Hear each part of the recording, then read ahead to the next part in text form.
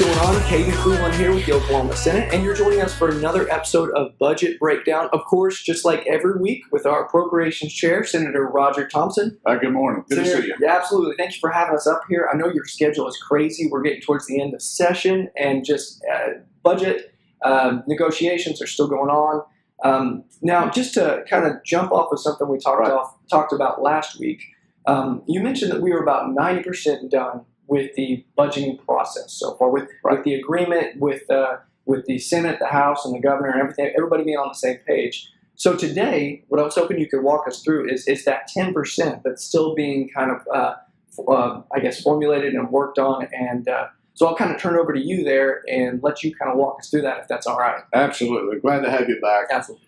Whenever we look at the budget process, you can do all the low-hanging fruit to begin with. Okay. Yes, we'll do this, this, and this. And so you work your way up to what's going to be difficult to solve. Right. And then whenever you add in the chamber's thought process, it can become a challenge. For instance, whenever that we deal with education and we're not solved on it. If you remember last year, we gave an average of a $6,100 pay raise to all teachers in the state of Oklahoma. Right, okay. And so we actually, last year, we raised the education budget for Common Ed 19.6%, which is a huge investment. I don't think people realize all the time that is an absolutely amazing feat for that big of a budget increase happening for that big of the overall budget. That's right. So that's just can't underestimate that enough. You know? Exactly. And so we move ahead to this year, and the House sent us a $1,200 across the board teacher pay raise. Okay. And so if we look at that, you're looking at a cost of about $70 million for across-the-board teacher pay raise. Well, we look back on the Senate side and we say, we gave a $6,100 pay raise last year.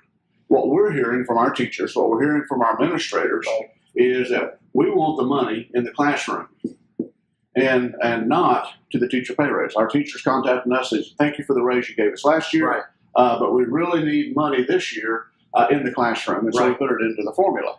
And if you remember a number of years ago, you don't remember, I remember, in 1992, that House Bill 1017, we want to lower the size of our class sizes. We want to put more teachers in the system.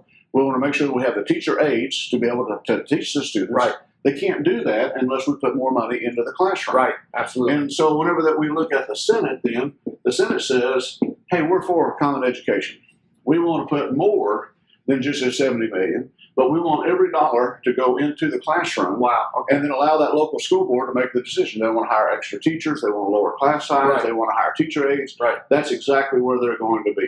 And quite frankly, Caden, that's what our request had been from our schools to put over here. And so whenever we look at the budget, we see, yeah, we've got a pretty good divide here. Right. We've got the House over here who says, we're dead set. We want to put the $1,200 across the board teacher pay raise. Okay. We look over here to the Senate, and we say we want to put all that money into the classroom so we can lower those class sizes. Okay. And so that's the major discussion that's going on in education today. Now, last week you mentioned that the overall big number is pretty much agreed upon. So really, the thing that's still being worked out is just which direction that we want to go with. Is that kind of correct? That's exactly right. Okay, gotcha. And so that number that we've agreed on is north of that number. Gotcha. Okay. And we're going to invest more than that in education. Wow. Okay, great. And so what we're going to be looking for over the next week or so is how do we bring these two together? Right.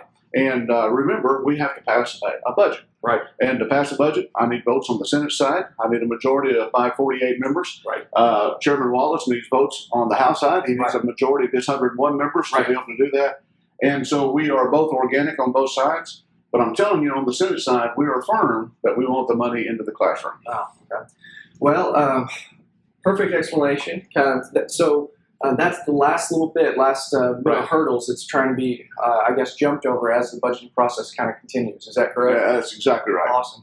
That's where we want to be. Well, awesome. Senator, thank you so much for taking the time to walk us through that and kind of give us the latest update on the budgeting process. This is huge for people to know exactly what's going on inside this building. And I thank you for coming by every week. Yes. Anytime I'm out in the district, people say, hey, we're watching these. I appreciate it. It's been the most transparent we've ever seen. Love it. And so thank you for taking the lead. So that's the whole purpose, so people outside the building can know what's going on in the Capitol. Exactly. So that's perfect. Senator, thank you again so much. Much. Guys, thank you again for joining us. Again, thank you just for being with us every week, being able to track the budget with us, being able to learn a few things. If you do have questions, though, something that we may not have covered, feel free to comment down below, and we'll be sure to get back to you.